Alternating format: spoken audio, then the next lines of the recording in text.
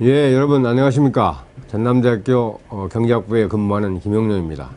이번에 제 극강 제2라운드에 이제 제가 참여를 하게 됐는데요. 제가 하는 그 극강의 총 제목은 그 경제 개념 돌파하기입니다. 그래서 우리 사회에서 기본적인 개념에 약간의 혼란을 가져오는 그런 관계로 상당히 그 문제를 야기하는, 그래서 제가 이번 강의에서는 가급적이면 그런 개념들을 좀 더 우리가 바르게 가져보자라는 취지에서 제목을 그렇게 붙였습니다. 오늘은 그 제1강으로 재산권에 대해서 말씀을 드리고자 합니다. 대단히 그 광범위한 기능을 수행하는데요. 사람들이 흔히 재산권 하면은 그 부자들이 자신들의 재산을 지키기 위해서 만들어진 제도다라고 생각하는 경향이 있는데요. 사실은 재산권은 그 인류가 살아오면서 자연스럽게 태동했고 또 발전해가는 그러한 제도가 되겠습니다. 그래서 일반적으로 사람들이 생각하는 것보다도 훨씬 더 그리고 매우 광범위한 기능을 수행하게 되는 것입니다. 그럼 우선 그 재산권이 무엇인지를 조금 정의를 할 필요가 있겠는데요. 재산권이라는 것은 재산의 소유, 관리, 사용, 그리고 처분을 소유자의 의사에 따라서 자유롭게 할 수 있는 그러한 권리를 말하는 것입니다. 그럼 재산권 종류는 어떤 것이 있을까요? 첫째, 그 하나의 재산을 여러 사람들이 소유하는 공동 소유가 있을 수가 있고요. 그리고 국가가 전적으로 소유하는 국가 소유, 그리고 오늘날 문명사회에서 이제 보편화되어 있는 사적 소유, 즉 개인 소유가 되겠습니다. 그러면 이제 중요한 것이 이 재산권은 왜 생기느냐, 그리고 어떻게 발전해 가느냐, 이런 얘기가 되겠는데요. 재산권도 결국 자원이 희소하기 때문에 생깁니다. 그래서 먼저 재산권이 생기는 이유를 들여다보면요. 우리가 제3자에게 이익을 주지만은 그에 대해서 보상받지 못하는 경우, 또는 그 제3자에게 피해를 주지만은 배상해 주지 않는 경우, 이런 경우에 이제 우리가 외부성이 존재한다고 그러죠. 바로 이 재산권은 이러한 외부성을 줄이기 위해서 그러한 외부성을 내부화하는 장치로서 태동을 하게 됩니다. 그리고 이러한 재산권은 그러한 외부성을 내부화했을 때 얻는 이득이 그러한 재산권을 그러한 외부성을 내부화하는 데 따른 비용보다 클 때 이제 생겨나게 됩니다. 만약 그 반대의 경우는 재산권이 이제 생겨나지 않습니다. 우리의 경우에 하나 예를 들어보면요. 신만이들이 그 산을 돌아다니면서 산삼을 발견해서 캐서 이제 그걸 시장에 판다면 대단히 그 가치가 높죠. 그러나 그 산삼을 발견할 확률은 대단히 낮죠. 발견해가지고 팔면은 시장 가치는 높지만은 확률이 낮기 때문에 사전적으로 기대할 수 있는 그 기대치는 낮은 확률, 고박이 높은 가치 해도 그게 그렇게 커다란 수치가 되지 않는다. 그래서 산 주인이 산삼이 혹시 있을지도 모르지만은 자기의 산 주변에 울타리를 치지 않는다라는 거죠. 왜냐하면은 그 재산권을 울타리를 침으로써 기대할 수 있는 이득이 울타리를 치는 데 따른 비용보다도 작기 때문에 그렇게 재산권을 이게 행사를 안 한다는 그런 얘기가 되겠습니다. 그래서 이와 같이 재산권은 그 희소한 자원이 효율적으로 사용되도록 공동 소유에서 이제 결국 궁극적으로는 이제 사적 소유로 발전해가는 그러한 경향을 가지게 되는데요. 여기서 잠깐 그 외부성에 대해서 말씀드리면은, 외부성이란 어떤 사람의 행동이 제3자의 이익이나 비용을 고려하지 않는 경우에 외부성이 존재한다, 그렇게 얘기를 하고요. 제가 어떤 행동을 할 때 남에게 줄 수 있는 이득이나 어떤 피해를 미리 고려하여 행동할 때는 외부성은 이제 내부화된다라고 이제 표현을 하는 것입니다. 그래서 의도하지 않게 미리 고려하지 않았는데 이익을 주거나 손해를 주는 경우. 재산권의 태동과 관련해서 한 가지 예를 이제 들어보겠습니다. 유럽인들이 처음 북미 대륙에 도착했을 때는 그 들소 종류가 여러 가지가 있는데, 여기서는 이제 버팔로를 얘기하게 됩니다. 버팔로 개체수가 한 6천만 마리 정도 이렇게 됐는데요. 19세기 동안에 이게 무차별한 남획이 이루어져 가지고 약 400마리까지 감소한 그런 경우가 있었습니다. 그러니까 원래 들소는 그 들소를 소유했던 소수의 원주민들에게는 희소한 자원이 아니었죠. 왜냐하면은 언제나 원하는 만큼의 고기를 얻을 수가 있었고 원하는 만큼의 가죽을 얻을 수가 있었다. 그런데 이제 유럽에서 모피 산업이 발전하니까 공동 소유였던가 개인적인 소유가 아니었던 이제 들소에 대한 무차별 사냥이 이루어져 가지고 거의 멸종 상태에 이르게 됐습니다. 그래서 일부 사람들이 이제 들소의 멸종을 우려해 가지고 어떻게 하면 종을 보존할 수가 있겠는가 해서 이제 나온 생각들이 이제 그러면 땅을 나누자. 땅을 나눠 가지고 자신의 땅에서만 들소를 사냥할 수 있도록 하면 어떻게 했느냐. 근데 들소라는 동물은 이게 네 발 달린 동물이 이제 이 땅에서 저 땅으로 왔다 갔다 하겠죠. 그래서 결국 이제 울타리를 치게 되는. 그래서 재산권이라는 게 이제 서서히 공동 소유에서 사적 소유에 가깝게 이렇게 진전을 해 가는 것이죠. 그렇게 진행이 되어 갔으나 그 당시에는 결국 그 땅을 나누는데 그리고 울타리를 치는데 커다란 동네 단위로 하는 그 공동 소유 방식을 또 취했기 때문에 결국 들소는 개체수가 증가하지 않았습니다. 요즘 뭐 문제가 되고 있는 아프리카의 코끼리와 코뿔소도 마찬가지가 되겠죠. 공동 소유는 항상 밀렵에 노출되어 있고요. 그래서 정부가 이를 고심하다가 케냐나 탄자니아, 우간다 이런 나라에서는 코끼리 사냥과 상하의 이 교환을 이게 불법화했습니다. 그러나 이제 그에 따른 법 집행을 하는데 들어가는 비용이 대단히 크죠. 그래서 사실상 개체수를 보존하지 못하고 줄어드는 경향이 있고요. 반면에 이제 짐바브웨, 말라위, 보스와나 이런 나라 등에서는 코끼리를 이제 사유재산화 해버렸습니다. 그래서 너희 땅에 있는 사냥만 코끼리를 잡을 수가 있다랄지 이런 식으로 이제 사유화하니까 코끼리 개체수가 증가하더라라는 그런 사례를 볼 수가 있습니다. 그리고 이제 20세기에 일어났던 이 사유재산과 관련된 제가 이제 재산을 얘기하면서 이제 공유 그다음에 이제 사유 쪽으로 이제 얘기를 하고 있는데요. 사유재산 부재와 관련해서는 그 19세기의 거대한 실험이었던 사회주의 이제 이것이 되겠습니다. 사회주의에서는 재산을 사적으로 소유하지 못하죠. 즉 사유재산이 없습니다. 그러나 소비자는 어떻게 되겠습니까? 제가 어떤 물 한 컵을 마셔버리면은 다른 사람은 못 마시죠. 커피 마찬가지. 그리고 코트가 하나 있는데 그 코트를 둘이 동시에 입을 수는 없고, 그리고 휴대폰 하나 가지고 둘이 동시에 통화를 할 수는 없다. 그래서 그 말은 소비재는 궁극적으로 분할돼야 된다는 얘기죠. 공동소유가 안 된다는 얘기입니다. 그래서 사회주의 사회에서는 자본제를 공유하게 되는 거죠. 자본제를 공유함으로 자본제는 물론 당연히 이제 사적 소유가 없겠죠. 사적 소유가 없다는 얘기는 네 건 내 것이 없으니까 거래가 안 된다는 얘기죠. 거래가 되는 시장이 생기지 않는다. 시장이 생기지 않으니까 자본제에 대한 가격이 형성되지 않는다. 그래서 이로부터 도출되는 그 유명한 명제가 사회주의 경제 계산 불가능성 명제다. 라는 이제 얘기가 되겠습니다. 간단하게 예를 들어 볼게요. 댐 건설을 한다고 그랬죠. 사회주의 사회에서. 댐에는 뭐 사력댐도 있고 시멘트 댐도 있고 뭐 두 개를 적당히 조합한 그런 댐도 있을 수가 있겠죠. 그럼 어떤 댐을 건설하는 것이 좋겠느냐. 그러면은 사력댐을 건설하려면 대충 비용이 어느 정도 들고 시멘트 댐을 얼마 들고 뭐 그 중간 댐을 이제 건설하려면 어느 정도 들고 이런 것들 이제 비용을 계산을 해봐야 되는데요. 댐을 건설하려면 뭐 인력, 장비, 시멘트, 철강, 모래, 자갈 이런 수많은 원자재와 사람들이 들어가겠죠. 장비도 들어가고. 그런데 사회주의에는 자본에 대한 가격이 있기 때문에 아까 말씀드린 그런 인력이랄지 장비랄지 이런 것에 대한 가격이 없다.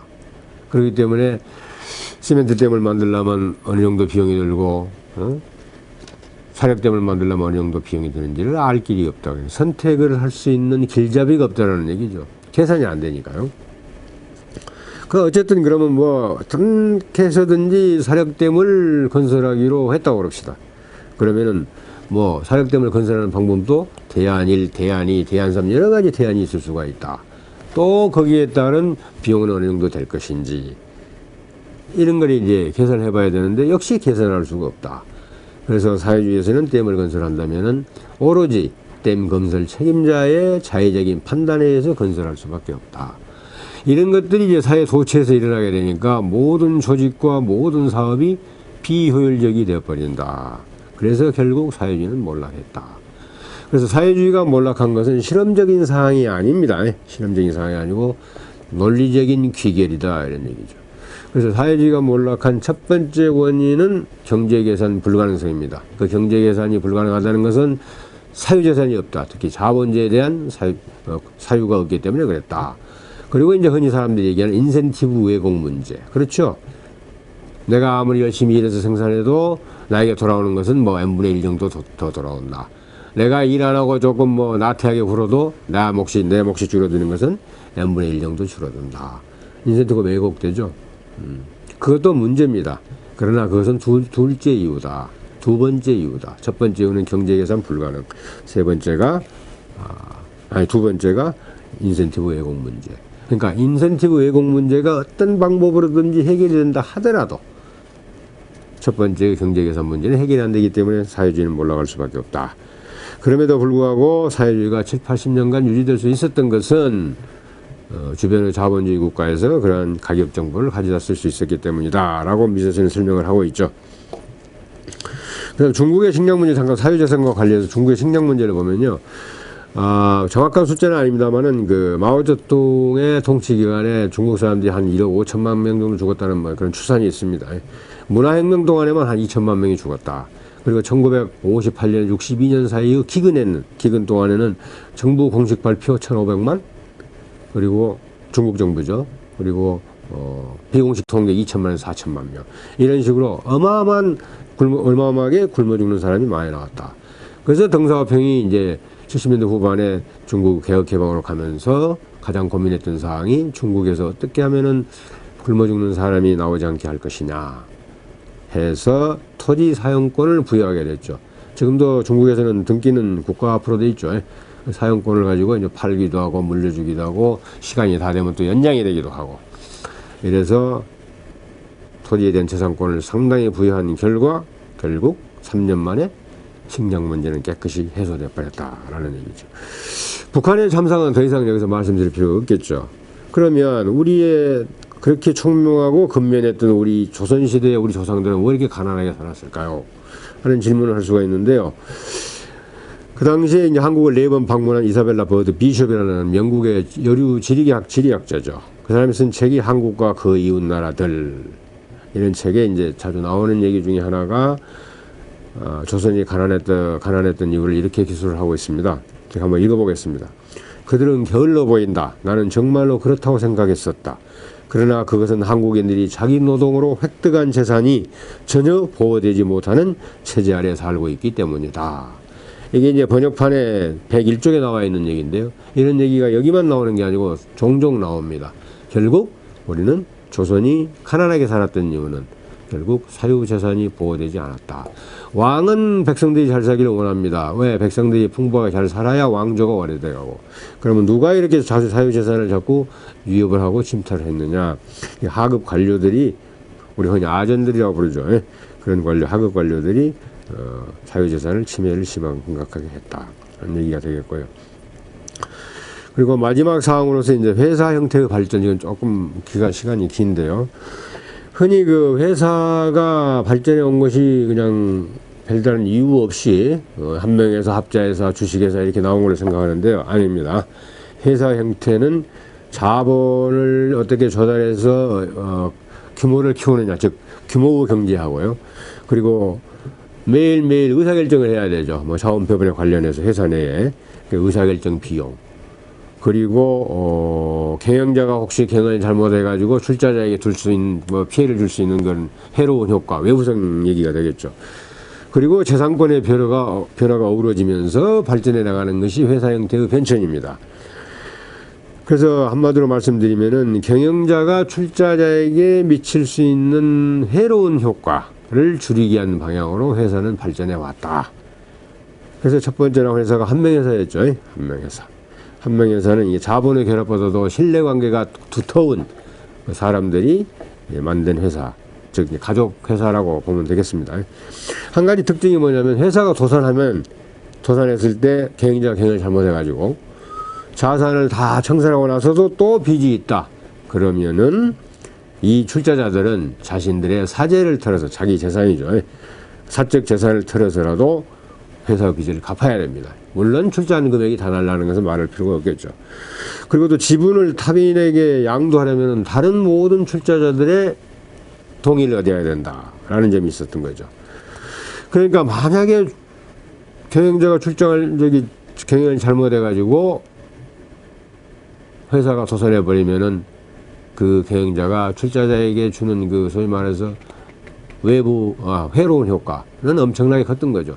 물론 그럴 수 있다는 것을 알고 출자를 했기 때문에 일단 그 외부성은 내부화됐다. 서로 비용을 고려를 하니까 됐다 하지만은 그렇다 해서 외부 효과가 사라지는 것은 아니다 이런 얘기죠. 그래서 그 외부가 컸기 때문에 선뜻 사람들이 한 명회사에 참여하려고 하지 않는다. 그래서 자본 조달에 가장 어려움이 있었다. 그 다음에 그래서 나온 회사가 합자회사죠. 무한책임사원과 유한책임사원이 있는데 유한책임사원은 회사가 도산했을 때 자기의 출자 금액만 자기 출자한 재산만 이게 날리면 되는 것이다. 그래서 약간 이제 그 경영자가 출자자들에게 줄 수 있는 회로운 효과가 좀 줄어들었죠. 그래서 자본 조달이 조금 더 용이하게 됐지만 그래도 대규모 자본 조달은 한계가 있었다.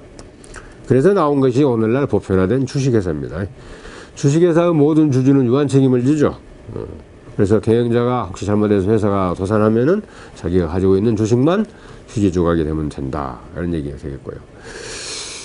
그리고 또 무슨 문제가, 그래서 이제 더욱 이제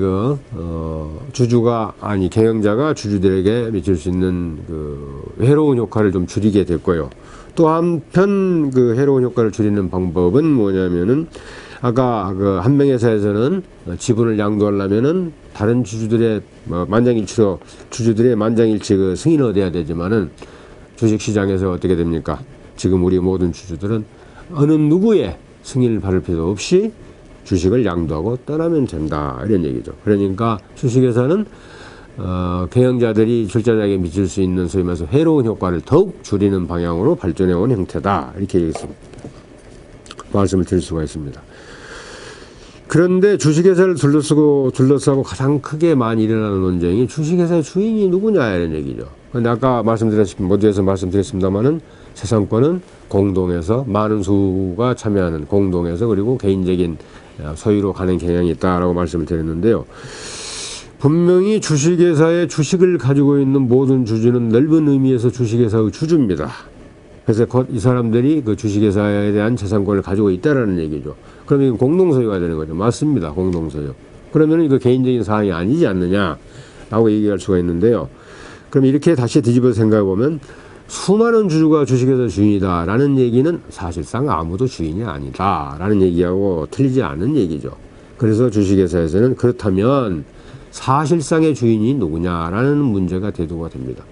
사실상의 주인이라는 건 뭐냐? 매일매일 주식회사 내에 자원 배분을 명령하고 통제하고 관장한다는 의미에서 사실상의 주인을 의미한다. 이건 누가 되느냐? 주주들을 대표하는 소수 대표단이 될 것이다. 그 사람들이 이사회가 되고 그 대표이사가 바로 가장 정점에서 사실상의 주인을 대표하는 그러한 자리에 있게 되겠다라는 얘기죠. 그렇게 보면은 다시 재산권은 공동소유가 아닌 개인적인 사항이다라는 사항으로 다시 귀결을 하게 될 수 있다 이런 얘기입니다. 그래서 회사 형태의 발전도 여러 가지 아까 자본 조달의 문제 그리고 외부성의 문제 그리고 재산권의 변화 문제 이런 것들이 어우러지면서 한명회사에서 합자회사로 그리고 주식회사로 이제 변천해 왔다. 이제 강의를 마치면서 재산권이 이런 기능만 있느냐? 이런 기능도 중요하지만은 또 더 엄청나게 중요한 기능들이 있다. 사유재산이 없으면은 개인의 자유가 없다는 것입니다. 모든 언론 지금 얘기하고 있는 이 정규제 TV가 국가 소유다. 그러면 국가한테 가서 내가 이런 얘기를 해도 되겠습니까? 라고 승인을 받아야 됩니다. 그러니까 개인의 자유가 없는 거죠. 그리고 이 근본 여름 엄청나게 더웠죠. 그 대학편 밑에서 제가 열심히 일을 해가지고 땀을 흘리며 일해서 농작물을 잘 갖고 왔다. 그런데 거기에 대한 소유권이 없다. 재산권이 없다. 아무나 그 농작물을 가져갈 수 있다. 그러면 제가 가만히 있겠습니까? 달려들겠죠. 싸우겠죠. 그래서 사유재산권이 없으면은 뭐가 없습니까? 우리 사회에 평화가 없습니다. 내가 열심히 갖고 오는 농작물을 남이 가져갈 수 있는 사회를 우리가 정의로운 사회라고 부를 수는 없을 것이다. 그래서 하예크는 거기에 대해서 유명한 얘기를 하죠. 울타리가 잘 쳐져야 된다는 얘기. 잘 쳐진 울타리가 좋은 이웃을 만든다라는 얘기는 곧 사유재산권을 의미하는 겁니다. A good fence makes a good neighbor 하는 것은 네 것 내 것이 적당히 나눠져야 사유재산이 있어야 이웃 간에 평화롭게 살 수 있다. 그래서 우리가 이렇게 생각하는 것처럼 재산권이라는 것이 어떤 부자들의 재산을 지키기 위해서 만들어진 제도가 아니고 희소한 자원이 효율적으로 이용되도록 하고, 그리고 더 나아가서 한 사회의 건강에는 개인의 자유 그리고 평화, 정의를 구현하는데 이 사유재산이 하는 기능과 역할은 대단히 크다는 사실을 여러분들이 기억을 해주시면 감사하겠습니다. 오늘 강의는 이걸로 마치겠습니다. 감사합니다.